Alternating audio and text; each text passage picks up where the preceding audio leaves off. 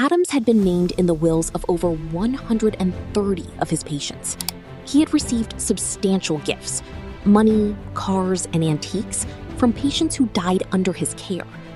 When police began investigating, they found he had administered large doses of heroin and morphine to Morel in her final days. At trial,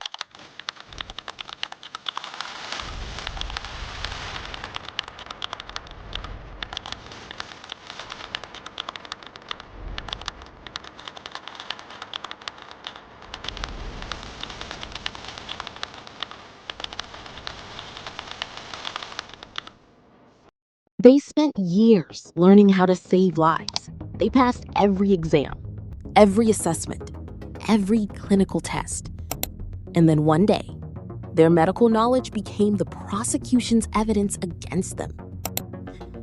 Today, we are examining 6 real criminal cases where a medical error, or what appeared to be one, led directly to a criminal investigation, a trial, or a landmark court ruling that changed how medicine and law interact forever. These are not stories of obvious wrongdoing. They are cases where the line between negligence and intent, between mistake and murder, was so thin that courts, juries, and entire medical institutions could not agree on which side of it these doctors stood.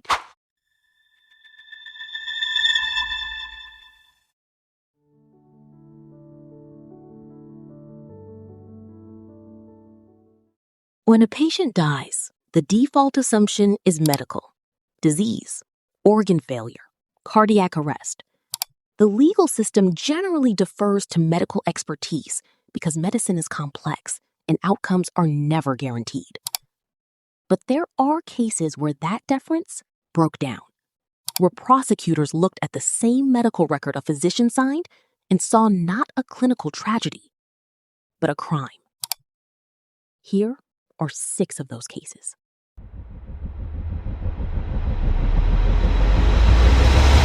Number 6.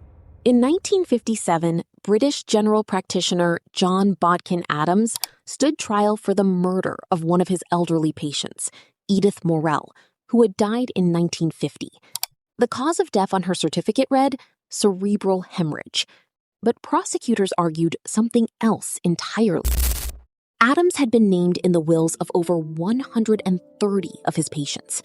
He had received substantial gifts, money, cars, and antiques from patients who died under his care. When police began investigating, they found he had administered large doses of heroin and morphine to Morel in her final days. At trial, his defense argued that the doses, while high, were within the bounds of palliative medical care, that he was managing her pain, not ending her life. The jury acquitted him, but the case permanently established a legal precedent known as the doctrine of double effect in English law. The principle that a physician may give pain-relieving drugs that might shorten life, provided the intention is relief of suffering and not death.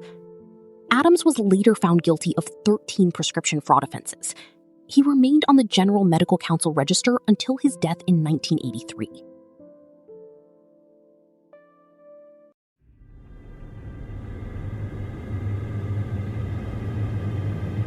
Number 5. Between 2003 and 2005, a surgeon named Jayant Patel worked at Bundaberg Base Hospital in Queensland, Australia. During that period, he performed over 1,000 procedures. 13 of his patients died. Many more were left with permanent, life-altering injuries.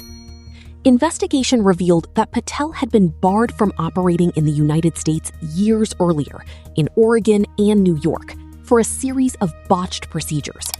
He had then obtained registration in Australia through a system that failed to verify his true record. He was charged with 3 counts of manslaughter and 1 count of grievous bodily harm. His case triggered one of Australia's largest healthcare inquiries, the Davies Commission, which found systemic failures in how overseas-trained doctors were credentialed across Australian hospitals. Patel was convicted in 2010.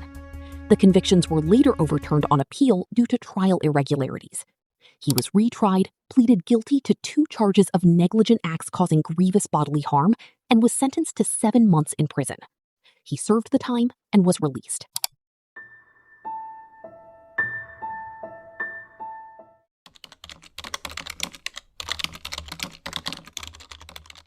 Number 4.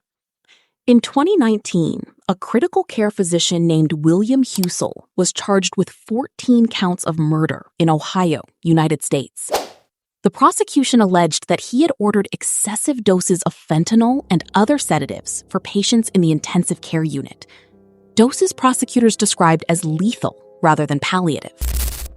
Husel's defense argued that every patient he treated was already terminally ill and actively dying, that the doses he administered were intended to relieve suffering in the final hours of life, consistent with comfort care, that he was a compassionate physician making end-of-life decisions that medicine had not yet clearly defined. In 2022, after a lengthy trial, the jury acquitted Husel on all 14 murder charges. The verdict sent a profound signal through the medical community. The line between compassionate end-of-life care and criminal administration of lethal medication remained, in the eyes of a jury, undefined. The hospital that employed him, Mount Carmel Health System, paid over $13 million in settlements to families of the deceased.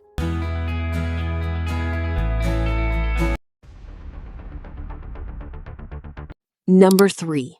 Jack Kevorkian was a pathologist who, between 1990 and 1998, assisted in the deaths of at least 130 patients, all of whom were suffering from serious, often terminal illness.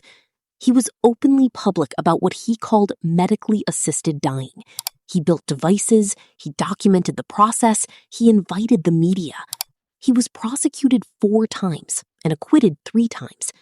Juries consistently declined to convict him because the patients had clearly consented and were suffering. The law seemed unable to reach him. In 1998, he made a critical error. He administered the lethal injection himself to a patient with ALS named Thomas Uke, rather than setting up the device for the patient to self-administer. He then sent the footage to CBS's 60 Minutes, which broadcast it nationally. Within 6 months, he was charged with second-degree murder. He was convicted in 1999 and sentenced to 10 to 25 years. He served 8 years before being released on parole in 2007. His case became the foundational argument for and against physician-assisted dying legislation across the United States and internationally. 9 U.S. states have since legalized some form of medical aid in dying, directly because of the debate his prosecutions forced into public consciousness.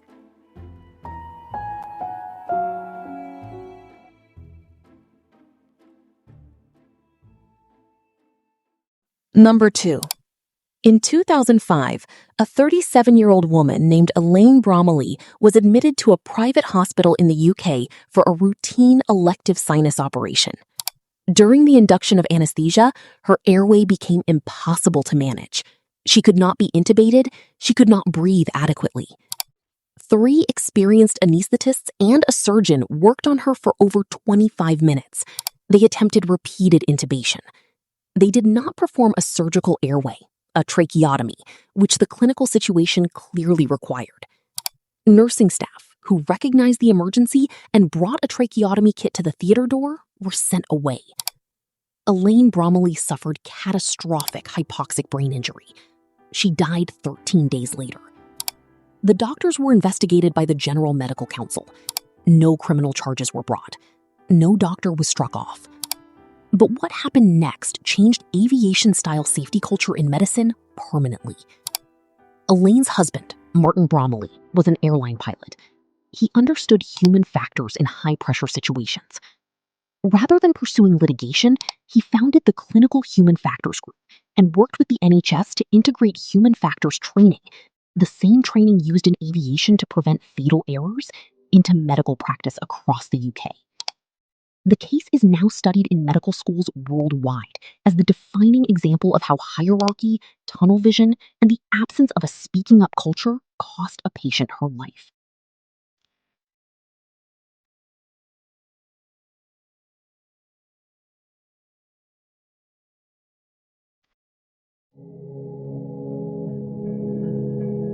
And number 1. Harold Shipman was a general practitioner in Hyde, Greater Manchester. He was well liked. He was trusted. He was considered a dedicated family doctor by his patients and colleagues. Between 1975 and 1998, he murdered at least 215 of his patients, almost exclusively elderly women, by injecting them with lethal doses of diamorphine, which is pharmaceutical heroin. In each case, he completed the death certificate himself. In each case, he wrote cause of death as natural causes.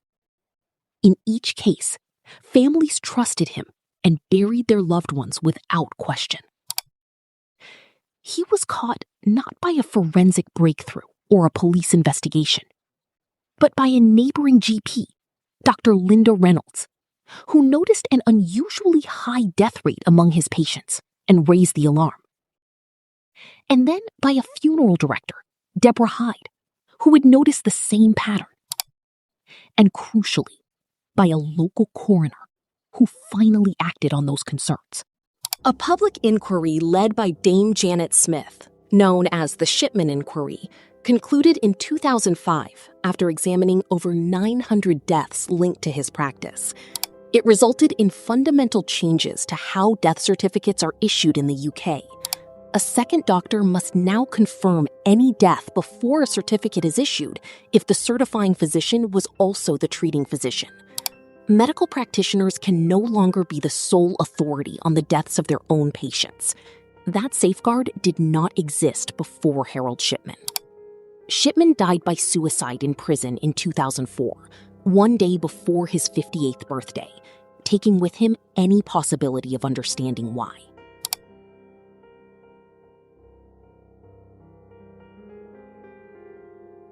Six cases, 6 different outcomes. Acquittal, conviction, systemic reform, legislative change, and in one case, a reckoning that reshaped an entire national healthcare system. What these cases share is a single uncomfortable truth. The same knowledge that makes a physician able to heal also makes them uniquely capable of causing harm in ways that are extraordinarily difficult to detect, investigate, and prove. Medicine and law have always had an uneasy relationship. Medicine works in probabilities. Law demands certainty. And in that gap, between what a doctor probably did and what a prosecutor can prove beyond reasonable doubt, some of the most complex cases in legal history have been decided. If this case analysis was useful, the next video examines 5 autopsies that directly changed how courts evaluate medical evidence. The science behind those cases is remarkable. This has been Forensic Files MD.